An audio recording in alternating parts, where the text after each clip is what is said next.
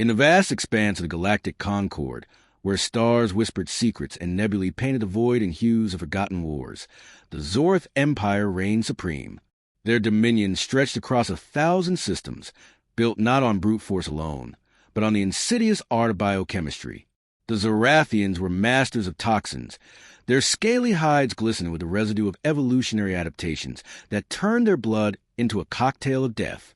At the heart of their power was the Venom of Eternal Night, a poison so potent that a single drop could unravel the nervous system of any known species, dissolving synapses into oblivion within moments. The Zorathians claimed it was the ultimate equalizer. No being in the cosmos can withstand it. Their high venomancer, Lord Xara, would hiss through his bifurcated tongue during interstellar broadcasts. It is the will of the stars incarnate, forged in the crucibles of our world's deepest abysses. Entire civilizations had crumbled before it. Diplomats quivered at the mere mention, and rebels were silenced with ceremonial chalice. The venom was not just a weapon. It was a symbol of Zorath invincibility. That all changed when humanity entered the fray. Earth's integration into the galactic concord had been rocky. Humans were latecomers, scrappy upstarts from a backwater planet orbiting an unremarkable yellow star. They lacked the elegant telepathy of the Eloi or the regenerative prowess of the Vorthax. What they had, however, was an unyielding curiosity and a physiology honed by a world that tried to kill them at every turn. Volcanoes, predators, microbes. Earth had thrown all of Homo sapiens, and they'd adapted, often in ways that baffled the galaxy. The conflict began over mining rights to the asteroid belt of Zirian 7, a resource-rich field the Zorathians had long coveted. When human prospectors staked their claim, backed by the Concord's neutral arbitration, Lord Xara issued a challenge. "If these soft-skinned primates dare contest us," he declared in a holographic address that beamed across the stars, "let them prove their worth. Send your champion to Zorath Prime. They shall drink the venom of eternal night. If they survive, the belt is yours. If not, well, the galaxy will forget your fleeting existence." The Concord buzzed with anticipation. No one had ever survived the venom. Betting pools formed on black market nexuses, with odds stacked 1,000,000 to 1 against the humans. Diplomats from other species whispered condolences, already drafting eulogies for the doomed race. On Earth, the response was unconventional. The United Nations Assembly debated for days, but it was Captain Elena Vasquez, a grizzled veteran of the Martian Wars, who volunteered. At 42, she was no stranger to risk. Born in the slums of New Mexico, she clawed her way through military academies, surviving radiation leaks, zero-G combat, and even about with engineered plagues during the Europa insurrection. "What's one more toxin?" she quipped to the press corps, her dark eyes gleaming with that peculiar human defiance. "I've had worse hangovers." The journey to Zorath Prime took 3 weeks via hyperdrive. Elena spent it reviewing holovids of past venom challenges. Gruesome affairs where victims convulsed, their bodies liquefying from the inside.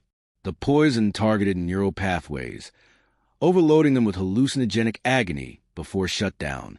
Autopsies revealed brains turned to mush, hearts exploded from stress. Yet Elena remained calm. Human scientists had analyzed samples smuggled by spies. The venom's active compound? A neurotoxin structurally similar to tetrodotoxin, but amplified 100-fold. With a twist, it bonded to sodium channels, but also induced a cascade of oxidative stress that no alien metabolism could counter. Humans, however, had a wild card, their livers, evolved to process everything from alcohol to caffeine to the alkaloids in chocolate. Human detox systems were biological fortresses. "We think you can handle it," Dr. Amir Khan, the team's biochemist, told her during prep, "but it'll hurt like hell. Drink it slow, let your enzymes kick in." Elena nodded. "Pain's just weakness leaving the body, Doc." Zorath Prime was a humid hellscape, its atmosphere thick with sulphurous fog. The capital city, a labyrinth of spired towers carved from obsidian, hosted the ceremony in the grand amphitheater. Thousands of Zorathians slithered into the arena, their reptilian forms undulating like waves of armored serpents. Holographic drones broadcast the event live to billions. Lord Xara presided from a throne of coiled vines, his eyes for black orbs, fixed on a human delegation. Elena stepped forward alone, clad in a simple jumpsuit, her boots crunching on the crystalline floor. No weapons, no armor, just her. "The challenge commences," Xara intoned, his voice echoing like thunder. A servant drone hovered forward, bearing a chalice of iridescent liquid. The venom swirled within, glowing with an otherworldly emerald hue. The air grew heavy with its acrid scent, like burnt ozone mixed with decay. Elena took the chalice, feeling its chill seep through her gloves. The crowd hissed in unison, a ritual chant building to a crescendo. She raised it to her lips, paused for dramatic effect.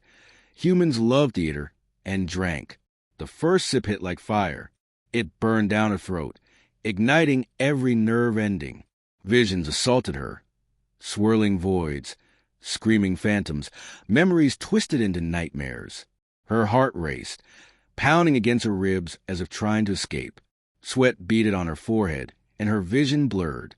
The Zorathians leaned forward, expectant. This was a pattern. Initial resistance, then collapse. Past victims had lasted seconds at best. But Elena didn't fall.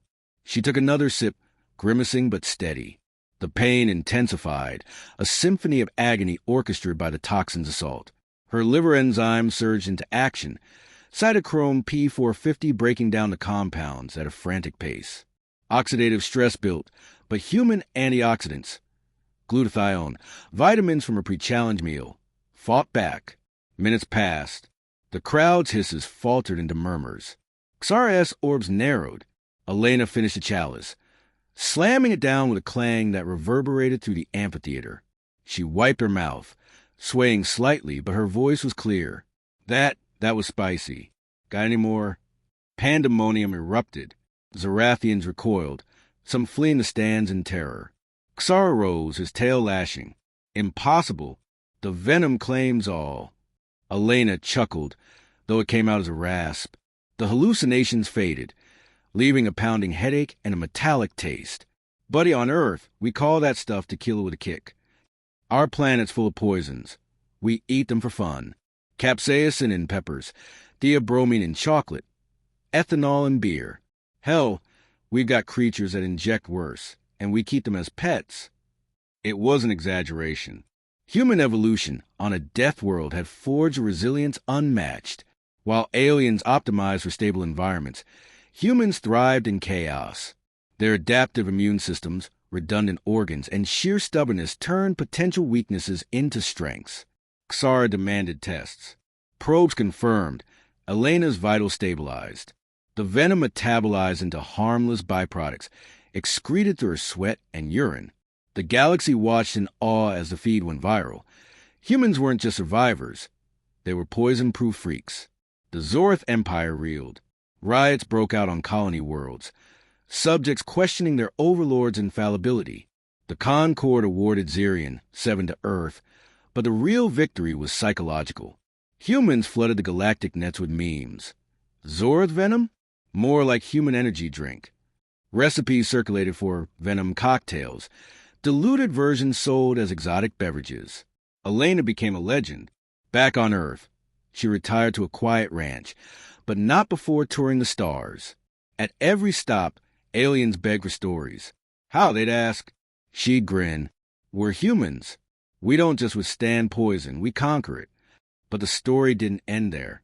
Whispers spread of Zorath remnants plotting revenge, engineering a new toxin. Elena knew it was coming.